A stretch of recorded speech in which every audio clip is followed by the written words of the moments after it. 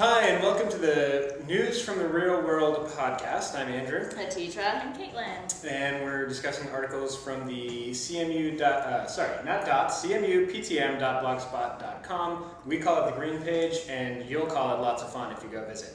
Our first article today is from Gawker.com by a woman named Dana Evans. And it's entitled, How Not to Give a Shit Making Art While Female.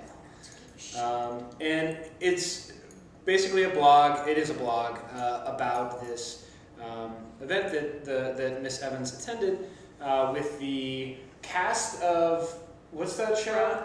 Broad City, and the band, one of my personal favorites from the 90s and 2000s, Sleater-Kinney, which is a great band in the alternative genre or whatever, and they got together in Lower Manhattan and had this talk about like what it is to be a professional artist and a woman, with something that I know a lot about. Right, I think you should start. I should probably talk the most about that, or not. So, Right, or friends?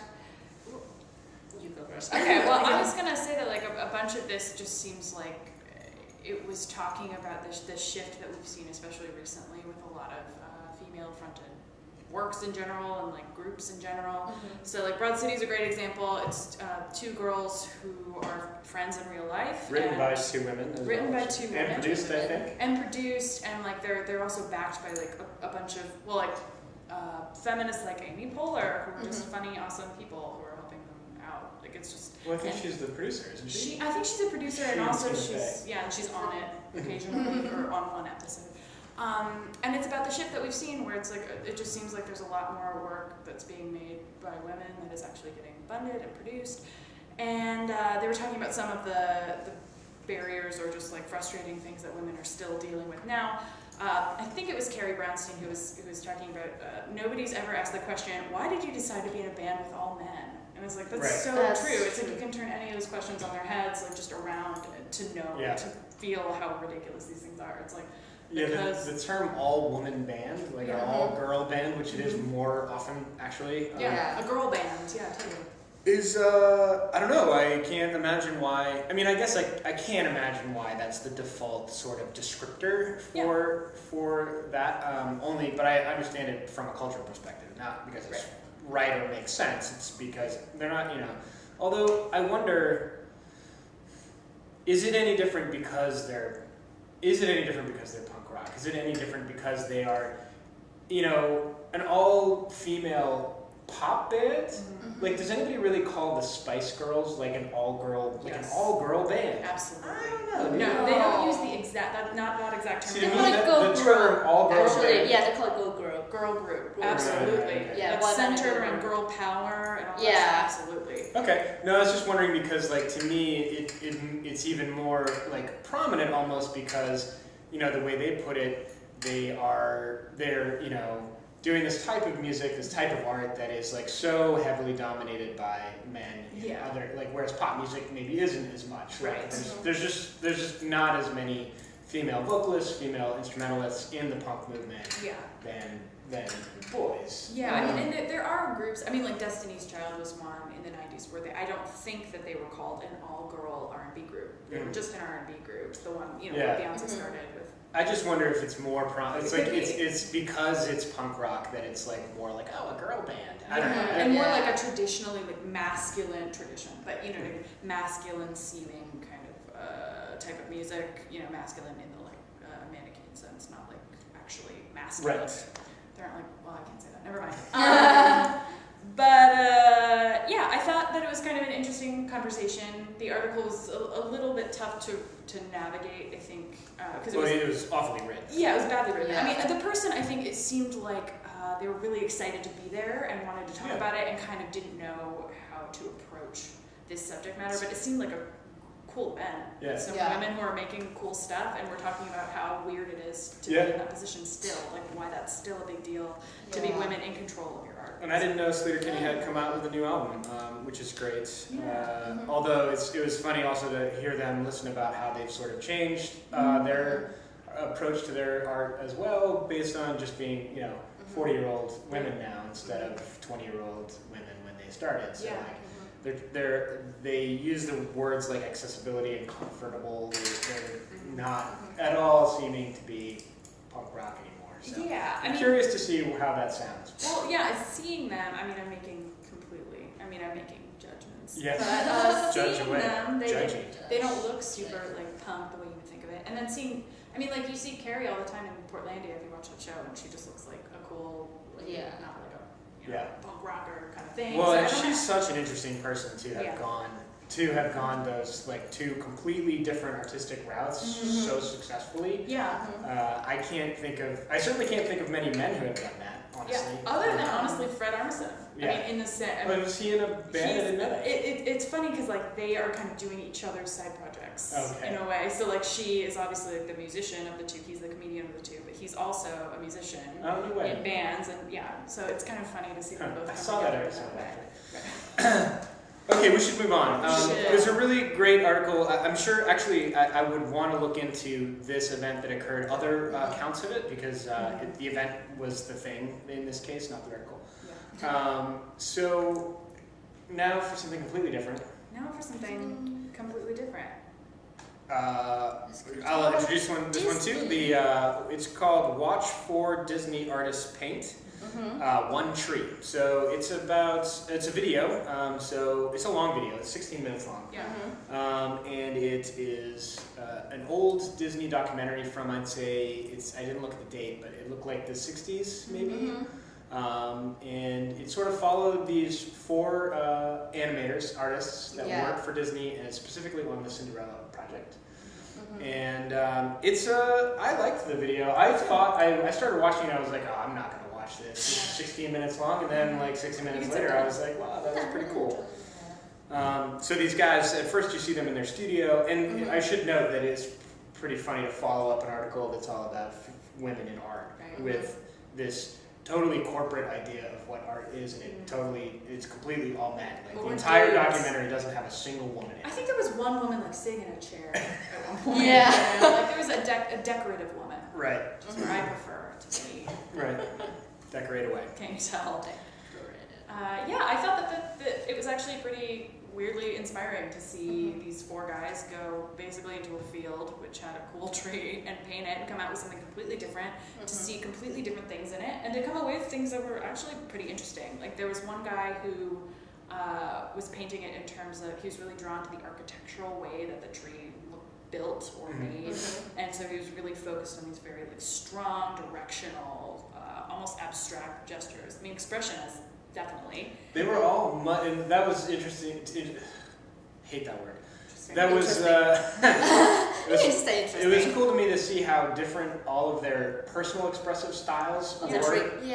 Because you see them working on some cells beforehand, on some backgrounds, and it's also precise, like the work they do every day, and then you get them out in the field, like doing a live painting, and it's like a mess. Right? It's very abstract expressionist. Well, and that made me think, especially like maybe this has changed, but I thought it was interesting that there was this documentary that Walt Disney is he's interviewing people and he's narrating it, and they're featuring these 4 distinct artists. They have them on screen talking to them and about them, and they're talking on screen. I feel like that doesn't happen anymore, and in fact, like with this specific company, and like I have friends who've worked for Disney like for short periods of time, and they were short because none of the art that they made was their own. Like they would make it, and it was like, you can't even put this on a portfolio, and it could be just their personal experiences, but it was like, no, this is Disney art now. This is not yours. So it was interesting to see this era where it seemed like the individual artists were really valued. Yeah, but I can still picture the van that was, off screen, in that they're making this documentary and they all do these 4 paintings, and then like some like all white garbed person like grabs the canvas afterwards and like stamps it on the back with some like official seal, and then like trucks it away to like the Raiders of the Lost Ark warehouse. That is exactly what they had to do. I think that's probably what happened. Actually, I mean, that's a good point. We don't know. Who do I know? This could have been propaganda-y, but it worked. I thought it was really cool, and I thought, maybe I should give Disney another shot. So it worked. Did they give you a shot already? No. I mean, watching it. Oh. Yeah, I was going to be the lead. Monsters Inc. That could have been me. So our next article is called "Should You Hire Old People?" answer. It's from Probably, remodelersadvantage.com, which is a remodeling industry support organization. So I guess if you're a remodeler, you go there, get some advice, some support. They have articles like this. And that's it. Yeah, they talked. It's basically somebody wrote in and asked. You know, I would prefer to hire people who are in their 30s and early 40s, and I want them to be comfortable with technology. I want them to be willing to invest in the company, you know, invest their time.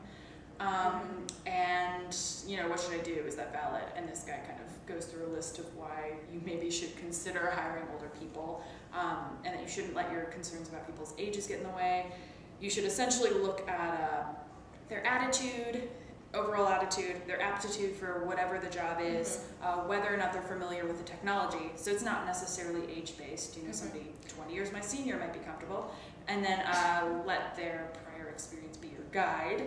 And they also said that old people, this is not my terminology, but that old people can bring perspective to your group. So having a bunch of like 20-year-olds might not be great. Maybe having some diversity is a good idea. I also like the way that you point out the fact that about like the work, like, well, if you're considering hiring people and then you expect them to stay longer and stay like with you for so long, that's probably one of the reasons why companies nowadays tend to like hire like young people, because like I trained you, I like invested on you, and then you're gonna stay with you for 10 years, Right. which normally is not the case. Actually, like nowadays they kind of like, I want to build resumes, so I'm gonna stay for like a year or two, then I'm gonna move on. While like hiring old people, there might be a chance that they stay like actually they kind of stay longer. Yeah. Yeah, that was a good point. That, that assumption is turned on its head in most situations these days, or in most industries, I should say. I mean, you know, this is such a the position that he's trying to fill in this case is so specific, like an estimator for a contractor, somebody who like looks at a project and says, I think it's going to take this much time and money. Right. I would totally want to hire somebody that had been in the business for 20 years. Yeah. I mean, as long as they're a little bit plastic in their thinking, like as long as they're willing to look at new materials and look at, you know, and why you not? see, like the thing that he's worried about in hiring somebody, you can it's in what he's looking for. He sort of describes what he's afraid of in an older person, which is, I'd like to have someone on the team that is driven to help me make improvements. So that's one thing. He's afraid that somebody that's older, like his managers, like the people above him, somebody that's older isn't going to be that interested in change. Maybe isn't going to be driven to like like kind of switch up the way people think or doing things in the company. And then secondly, somebody that's comfortable with technology. Again, assuming that most older people aren't. Right. I think both those things are you know, obviously not true. Yeah. I'm a total troglodyte, but at the same time, you know, I have a pretty good handle on a lot of software these days. Yeah. And I'm one of the oldest people in this program, so like, even though actually I think now I am. I think I'm number one. But like 28, 20. Oh, just 28. Yeah. So you're like a little older than I am. Anyway, so I obviously think, but you know, I think it depends on the job too. Like a lot of times, all you want out of the person is the youthful, creative energy or whatever. Like you know, I'm not going to hire a 60-year-old PA for a movie. Yeah, that's true. But this type of job that is basically sort of just using your experience to estimate how long something that is exactly like something you did 2 years ago going to take. Like that's the person you need to. Yeah, I mean, it seems like hiring someone super young would actually be a mistake in that. Because they would be making their mistakes on your dollar. Yeah, exactly. Exactly. So there you go. And speaking of making mistakes. Speaking of making mistakes, let's talk about art. That actually was a good segue. This article is called "The Death of the Artist and the Birth of the Creative Entrepreneur." Oh God, this is one of these creative class articles, kind of, right? Kind of, yeah. And it's by William Deresiewicz. You tried to pronounce it. And oh God, I forget where it's from. We'll find that out for you. I promise. I'm looking. Andrew's gonna figure it out. Go, keep talking. Okay. All right. Well, it's essentially it traces the evolution of the artist and what that means in culture in general. So it talks about its early definition being closely matched with the word artisan, and that they're actually from the same root, which means joining or fitting together. So artist and artisan are very similar. And then it talks about the Which, evolution. just want to interject, like, the term wouldn't have necessarily maybe applied to even some of the greatest people that we consider the greatest artists of today, like, Michelangelo was, obviously a very accomplished artist, but he would have considered himself an artisan more than an artist. He was an architect, he was an engineer, and a poet, a sculptor, I don't know if you would count that. And not only that, but a manager of groups of people just like him. Like the Sistine Chapel was painted by like 160 people. Right. Yeah, exactly. It's anyway. So I just wanted to point that out. That this, for me especially, the idea that there's this separation between people who are really good at like understanding how to create something, and people who are supposedly better at like the ingenuity or like the creative,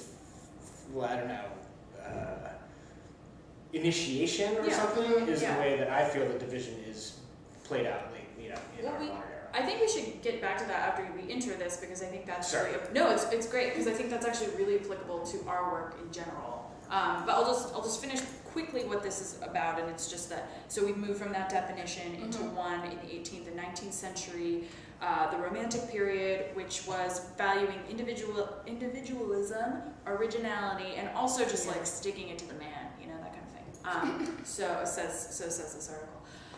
From The Atlantic. We did got it in. And then, so as art was institutionalized, artists were also institutionalized, which is part of this. And then, like our Walt Disney friends. Like our Walt Disney friends. You could say. That's so true. And then we kind of move into today, where we've got creative people, but it's sort of a creative class that extends to everyone. And this author's making the point that everyone has the tools to create, so we all kind of do, which sort of devalues an artist, maybe, or just changes the definition of it and makes it more universally applicable. And also, he's talking about the fact that artists, successful ones, like ones that we deem successful, are ones that are making money. Well, now a lot of that money is being made by people who are like the best salesmen, the best at like showing their, so it's like the most popular, or the best like social networking consultant at Apple. Like I personally know people who like their job is to like represent Apple on social networks. Or to like make sure that social networks are like improving Apple's market share, et cetera, et cetera. Like it's like, how is that a job? And they're highly creative and because I know them, I can vouch for that. They're highly creative people. And if they weren't doing that, they'd be doing something else creatively. Right. Yeah. I mean, but it's got nothing to do with art. No. Well, and then so I think that's almost like two separate parts of this problem or situation, that we have like people making art, making creative things, decorative things, or whatever, who are kind of taking up that space of the like artist space, and then we have like artists, people who might otherwise be those artists in like the Romantic period, who are taking on creative problems in other areas. Does that make sense? Sure. So it's almost like we have like people who wouldn't be artists as artists, and then we have like people who would be artists as other things. I don't think it's all that different though from, in another era, a house builder might take the same creative impulse and the same artistry and put that instead of into painting into like building a house. And like it's to me it's whether we choose to recognize that as a culture at that moment as artistry or not that makes the difference. And right now I think we're kind of doing both at once. We have this sense that there's this creative class, and I hear that phrase all the time, and it actually makes the hair on my back of my neck stand up. Because to me, it's sort of creating this idea without having to have any proof for it. That there's this whole market out there, and this whole group of people that's acting in a certain way or being a certain way. That I just don't see it, but. Rambling a little bit. Somebody save me. Well, I mean, the other interesting thing in this was that he's talking about the fact that like people are turning more and more into they're like diversifying the kind of art they do, right? So like I might fancy myself a musician or a painter or a maker of artisanal pillows or something, and Like I'm an gonna do artist. yeah, and I'll do all of those things. And so this author is talking about the fact that like there's no room for somebody to specialize now. There's no climactic masterworks. They say climactic masterworks of deep maturity, no King Lear or Faust. But rather many shifting interests and directions as the winds of market forces you here or there. I was kind of like, I don't think that's true at all. no. I mean, there are people who devote themselves specifically to things, and there are people who, and then we were just talking about Michelangelo, who did, everything. So it's like, what are you talking about? Like, oh, we've never seen Renaissance people before. Do you know where that term comes from? Like, I just didn't buy that part of this article at all. Yeah. You know, I was like, it's fine if you want to be diverse in your work. It's fine if you want to specialize. There's room for both. And I don't really see that shift happening, period. And I also don't see it being a problem, so I was confused by that. Well, the whole article is, I mean, it's a very long article. Yeah. The Atlantic is, I'm a subscriber, it's one of my favorite magazines, and it's exceedingly well written, so there's a ton there. Go check it out if you'd like, and make your own opinion. Yeah. I think it's probably, that article in particular is a little bit too much for us to choose in this short podcast. But we gave you a little taste. A little taste, so go read it yourself though at cmuptm.blogspot.com. And we'll see you a little bit later for another session if you join us. Thank you. Oh.